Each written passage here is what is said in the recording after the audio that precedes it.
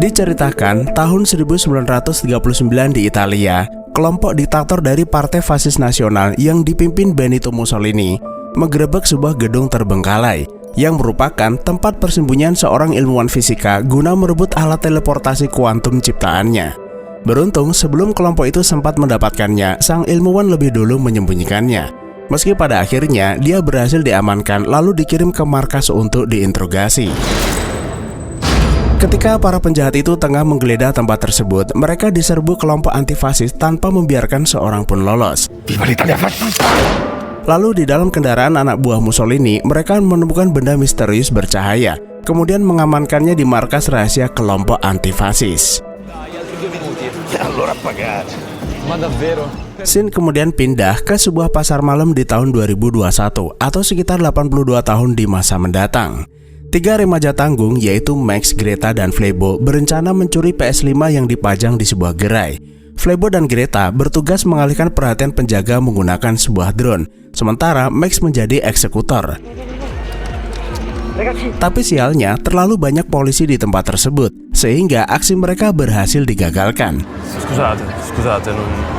Dan untuk kesekian kalinya, Max si anak manja minta bantuan kakaknya bernama Beo, yang merupakan ilmuwan ternama di kota tersebut untuk datang membantunya. Meski jengkel dengan kelakuannya, rasa sayang Beo terhadap adiknya melebihi segalanya. Hanya saja Beo minta Max tidak mengulangi perbuatannya, karena malam ini Beo ada pertemuan panjang dengan kepala proyek di laboratorium terkait nasib penelitiannya di masa depan. Maka dari itu, Beo nggak ingin Max terlibat masalah lainnya sambil memberikan jaketnya karena malam ini begitu dingin. Sesaat setelah sang kakak pergi, Max menemukan benda aneh di kantong jaketnya, yang nampaknya Beo itu kelupaan jika dirinya menyimpan benda itu di sana. Sampai di lab, kepala ilmuwan bernama Dr. Reza memberitahu bahwa komite yang mendanai penelitian ini berniat menjual proyek mereka ke pihak luar. Mereka menganggap proyek ini hanya menghambur-hamburkan uang tanpa hasil yang pasti, bahkan menyebut Dr. Reza dengan istilah nenek gendeng. Merasa diremehkan, Dr. Reza minta Beo mengaktifkan mesin itu malam ini juga untuk mengetahui sekaligus menunjukkan pada komite sejauh mana perkembangan proyek ini. Awalnya Beo sempat menolak karena mesin itu masih membutuhkan uji coba lebih lanjut dan terlalu berbahaya jika memaksa. Seandainya berhasil pun, mereka masih belum tahu kemana dan kapan mesin itu akan membawa mereka. Namun di sisi lain, Beo juga mencoba realistis. Dinyalakan atau tidak, nasib proyek ini sudah di ujung tanduk. Karena itu, Beo pun menuruti permintaan Dr. Reza, bahkan menawarkan diri sebagai subjek percobaan. Sesaat setelah dinyalakan, listrik kota menjadi padam akibat lonjakan daya yang dihasilkan mesin tersebut, sebelum akhirnya terjadi kilatan besar di tempat tersebut. Sejak saat itu, Beo dikabarkan menghilang entah kemana. Polisi tidak berhasil menemukan tanda-tanda keberadaannya ataupun jasadnya di laboratorium. Sebelum akhirnya fasilitas itu disegel secara permanen. Kehilangan sosok kakak yang begitu dibanggakan membuat Max depresi berat. Anak itu berubah menjadi pemarah dan begundal. Meski sudah setahun berlalu, Max belum merelakan kepergian sang kakak. Terlebih, orang-orang mulai mengira Beo sengaja menghilang agar tidak dihukum atas insiden yang terjadi. Hingga di suatu hari, Max mendengar kabar bahwa pihak kepolisian berencana membongkar fasilitas tersebut setelah kasusnya dihentikan. Max yang meyakini bahwa kakaknya masih hidup berniat mencarinya ke sana. Rencananya tersebut ternyata diketahui Flebo dan Greta yang diam-diam membututinya. Awalnya, Max sempat menolak ditemani karena tidak ingin melibatkan mereka dalam bahaya. Flebo mengingatkan mereka bertiga ibarat sebuah tripod. Satu saja yang hilang, mereka akan menjadi pincang. Karena itu, sesulit apapun keadaan Max, mereka akan selalu ada untuknya. Tiba-tiba mereka dikejutkan suara petugas yang sedang berpatroli dan hampir saja ketahuan. Ketiganya lantas bersembunyi di sebuah ruangan. Tanpa sadar, ruangan itu adalah tempat di mana Beo mengerjakan proyek penelitiannya. Saat melihat panel kontrol, Max melihat sebuah lubang yang bentuknya mirip dengan benda aneh yang ia temukan di kantong jaket kakaknya. Karena penasaran, Max menancapkan benda itu ke panel kontrol yang seketika menyalakan mesin di hadapannya. Lalu tak jauh dari tempatnya berdiri, Max melihat celah berbentuk retakan melayang di udara. Sialnya, keberadaan mereka diketahui petugas yang mencurigai adanya aktivitas di dalam laboratorium. Oh mama. Karena panik, Flebo tanpa sengaja menyenggol tuas aktivasi mesin, yang seketika membuat benda-benda di sekeliling mereka melayang ke udara. Mesin tersebut ternyata dirancang untuk menciptakan lubang cacing buatan, yang memungkinkan seseorang menteleportasi dirinya ke ruang dan waktu yang berbeda. Atau sederhananya, mesin itu adalah sebuah mesin waktu. Namun seperti yang pernah dikatakan Beo sebelumnya, mesin itu belumlah sempurna. Seandainya mesin itu bisa bekerja dengan baik, mereka belum bisa menentukan tujuan dengan akurat serta mengembalikan penjelajah waktu ke asalnya. Dengan kata lain, mesin itu hanya akan mengirim mereka secara acak ke waktu dan tempat yang tidak bisa diprediksi, yang tentu saja sangat membahayakan bagi time traveler.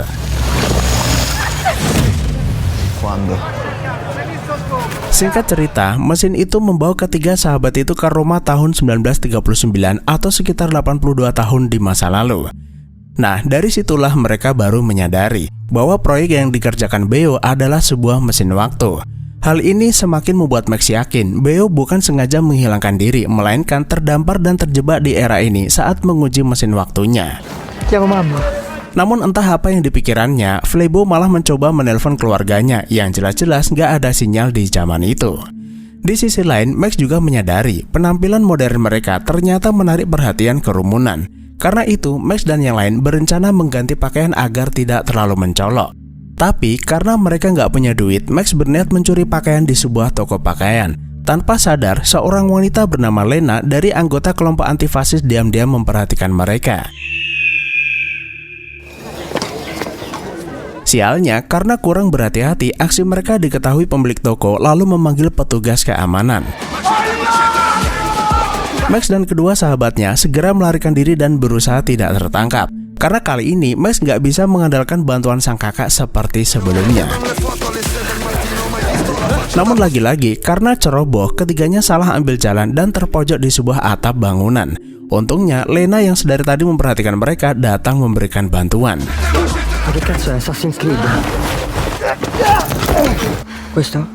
Usai mengalahkan petugas itu, Lena minta Flebo menyerahkan benda kotak bercahaya di kantongnya yang gak lain adalah ponselnya. Menyadari mereka bukan berasal dari zaman ini, Lena membawa mereka bertiga ke tempat tinggalnya demi keamanan. Sesampainya di sana, Max menjelaskan bahwa mereka bertiga berasal dari masa depan dan tanpa sengaja terdampar ke masa ini menggunakan mesin waktu buatan kakaknya yang ia yakini juga terdampar di masa ini. Namun tiba-tiba Lena mengacungkan senjata ke arah Max, lalu menuduh kakaknya itu adalah budak fasis, yang tentu saja langsung dibantah Max. Dari situlah Greta mengetahui bahwa Lena ini adalah bagian kelompok antifasis yang di zaman ini melakukan pemberontakan terhadap rezim Benito Mussolini. Lena memberitahu bahwa berdasar rumor yang beredar, Mussolini mengembangkan senjata misterius, sebuah perangkat canggih yang mereka yakini akan digunakan untuk memenangkan perang. Nah, jadi sekitar beberapa minggu yang lalu, saat kelompoknya membantai anak buah Mussolini di sebuah gedung terbengkalai, mereka menemukan benda kotak bercahaya mirip dengan milik Flebo. Max lalu meminta Lena menunjukkan benda itu padanya, karena mungkin saja benda yang dimaksud adalah ponsel milik Beo. Singkat cerita, setelah berganti pakaian, Lena membawa mereka pergi ke markas antifasis tempat di mana benda itu disimpan. Begitu sampai di kota, Max dan yang lain benar-benar menjadi saksi sejarah bagaimana besarnya dukungan rakyat Italia terhadap Benito Mussolini. Karena memang di tahun 1939, Benito Mussolini sedang berada di puncak kekuasaannya. Mussolini dikenal sebagai tokoh paling berpengaruh serta memimpin Italia sebagai diktator karismatik namun represif. Selama era tersebut, popularitas Mussolini didorong oleh janji memulihkan kejayaan Kekaisaran Romawi serta propagandanya yang masif. Bahkan menandatangani Fakta Baja dengan Nazi Jerman, sebuah aliansi militer yang menjanjikan bantuan satu sama lain jika perang terjadi. Namun sejarah mencatat Mussolini gagal mewujudkan janjinya dan justru mengalami serangkaian kekalahan yang memalukan selama Perang Dunia Kedua, yang tentu saja membawa penderitaan bagi rakyat Italia. Karena itu, di tahun 1943, Dewan Fasis mengeluarkan mosi tidak percaya terhadap Mussolini. Sebelum akhirnya Mussolini ditangkap Raja Emanuel III, kemudian menunjuk Perdana Menteri baru untuk mengakhiri rezim fasis. Nah, meski Mussolini sempat diselamatkan Jerman lalu mendirikan negara boneka di Italia Utara, pengaruh Mussolini hancur total sebelum akhirnya dieksekusi partisan Italia tanggal 28 April tahun 1945, atau sekitar 4 bulan sebelum Insinyur Soekarno membacakan teks proklamasi kemerdekaan. Lalu di tengah perjalanan, keempat remaja tersebut menumpang seorang kakek tua sampai perbatasan. Kakek itu pun dengan senang hati membantu mereka, bahkan membagikan bekal miliknya. Videogiochi, tipo dei film. Saat lagi istirahat, ketiga remaja masa depan itu menceritakan bagaimana keadaan tahun 2021, di mana teknologi berkembang pesat dan perang sudah berakhir, meskipun belum benar-benar berakhir. Sudah, tapi belum. Namun tanpa mereka sadari, cerita tersebut justru menjadi spoiler bagi Lena tentang masa depan. Cosa state trasportando? Sementara di perbatasan, si kakek pengantar terjaring razia yang dipimpin Benito Mussolini. Setelah mendengar kabar ada 4 remaja mencurigakan pergi meninggalkan kota. Seperti yang kita tahu, Mussolini ini sangat ketat dalam mengawasi warganya demi mencegah berkembangnya aktivitas pemberontakan oleh kelompok antifasis. Awalnya si kakek sempat mengelak ketika diinterogasi, tapi ketika petugas menemukan topi anak-anak di kendaraannya, si kakek pun akhirnya mengaku beri tumpangan karena merasa kasihan. Esok paginya, Lena membawa para time traveler ke markas rahasia para pemberontak. Dan sesuai janjinya, Lena menunjukkan benda yang ia temukan, di mana benda tersebut memang benar ponsel milik kakaknya, hanya saja dalam keadaan mati. Beruntung, Flebo pandai mengotak-atik elektronik lalu menggantinya dengan baterai ponselnya untuk memeriksa isi ponsel Beo. Namun sayangnya tidak ada informasi berarti selain kode pemrograman yang tidak mereka ketahui. Melihat kecerdasan dan sikap polos ketiganya, pemimpin kelompok antifasis bernama Montanari meyakini masa depan sepertinya tidak sesuram yang mereka bayangkan. Remaja itu terlihat ceria dan tenang, seolah-olah tidak ada beban di dalam hidupnya.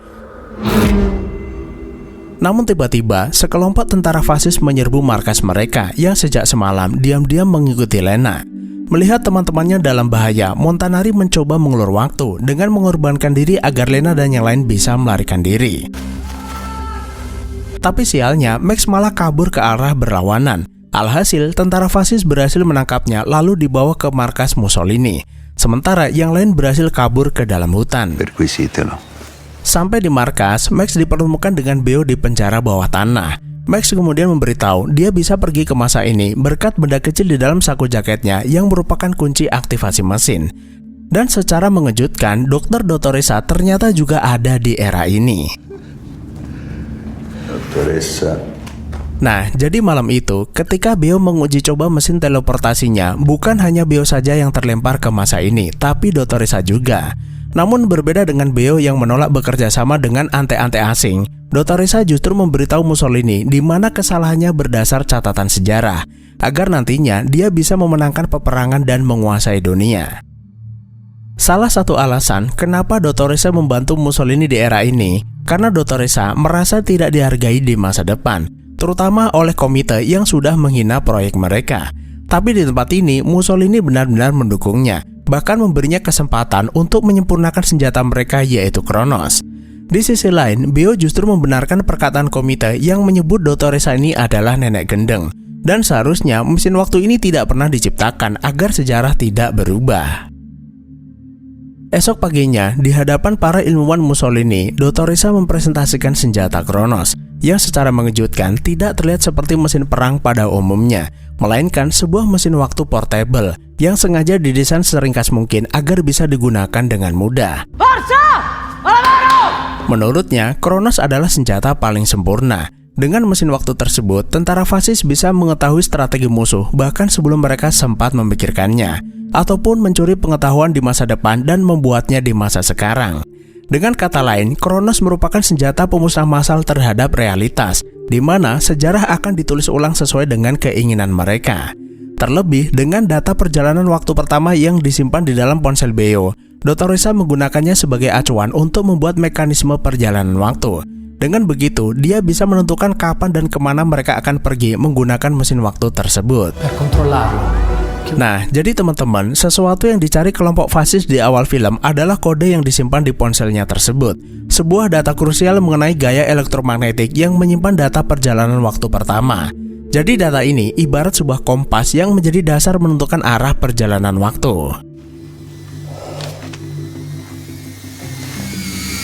Esok harinya, Lena dan yang lain akhirnya berhasil menemukan tempat di mana Max dikurung. Flebo mengalihkan perhatian penjaga menggunakan drone lalu membiarkan Lena menghajarnya. Setelah itu, mereka masuk ke dalam lalu menghajar penjaga satu persatu. Bahkan berkat aksi cerdik Lena, dia berhasil menjatuhkan petinggi partai fasis kemudian mengurungnya di dalam ruangan. Setelah membebaskan Max dan Beo, mereka segera kabur bersama Greta yang sudah menunggu di depan.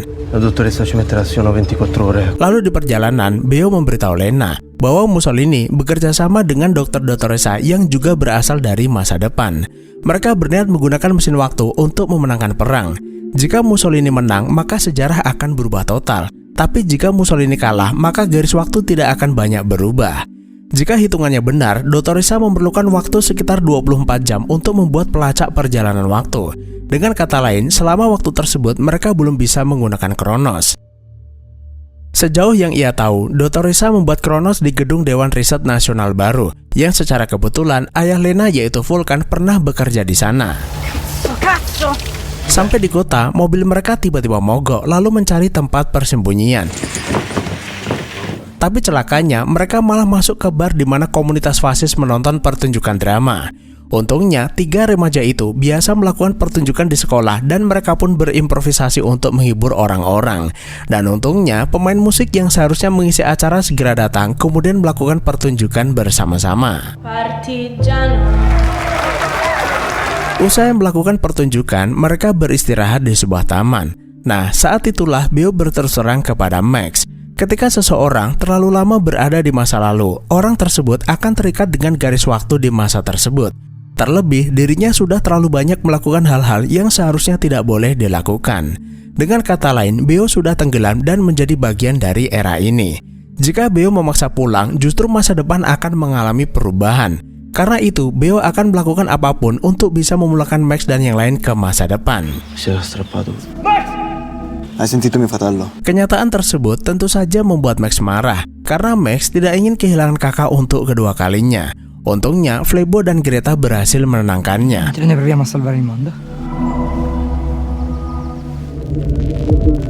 Setelah itu, Lena membawa mereka pulang ke rumah untuk meminjam kendaraan pada Vulkan. Tapi sialnya, utusan Mussolini berhasil melacak keberadaan mereka.